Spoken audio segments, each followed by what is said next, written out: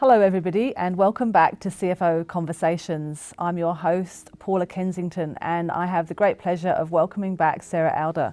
Thank you for coming in today, Sarah. Thank you. We are talking about design thinking today, and it might not be something that everybody watching has got much of an idea about. To me, design thinking is a concept that, as working in tech, we kind of get these concepts because we're at the forefront of new business ideas. And for us, it's also around thinking about what the solution is, from a blank sheet of paper. So I use the example in my background about Australian banks and how they've had to, in the last 10 years, almost start from scratch. Because if you think about the 50-year-old systems, legacy systems that are all hobbled and cobbled together through acquisitions, through new technology, certain banks even lost the code, so people couldn't continue writing that code because no one knew what that code was, that language was anymore. So design thinking is almost starting with a blank sheet of paper and not knowing the answers, which again, as accountants, is really hard because we always love jumping straight to the answer. But Sarah, talk to us about the experience that you've had around design thinking. Well, I think you raise a good point. It's about perhaps starting again, and in my experience, design thinking is where you come at problem solving in a different fashion to traditional methods. Perhaps historically we looked at a problem in isolation, we did a piece of analysis, we tried to come up with some solutions for it.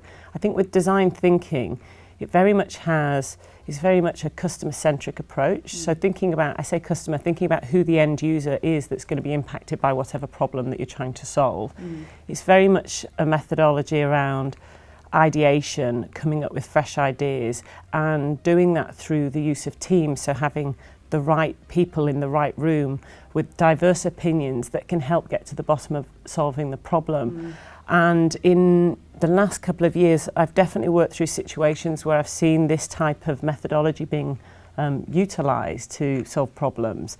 And I think when you shift away from that traditional methodology and you get everybody involved with a human touch, even when you're building a system or you're designing a new platform, but you get a diverse set of opinions with that human touch, I think you can really change the way in which you deliver outcomes. Yeah, I think that's a good point. And as leaders, as finance leaders, we need to create safe environments for people to come up with the ideas, to be creative, and to really help sponsor that, because it doesn't come naturally to all of us. That's true. I mean, I think Google have a framework around creating this safe, collaborative framework, because they've identified that their staff really excel well when they have those factors at play.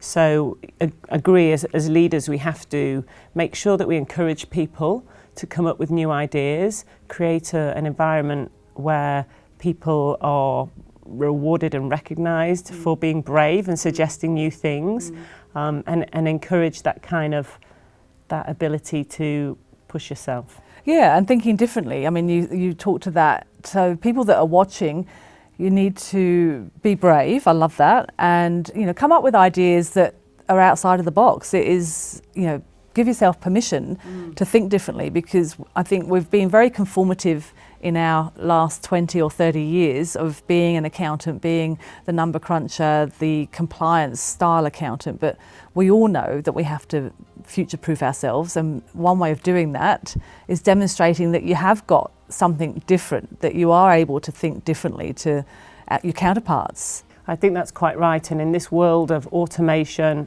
and where a lot of the technical playground of the accountant is being taken away through technology.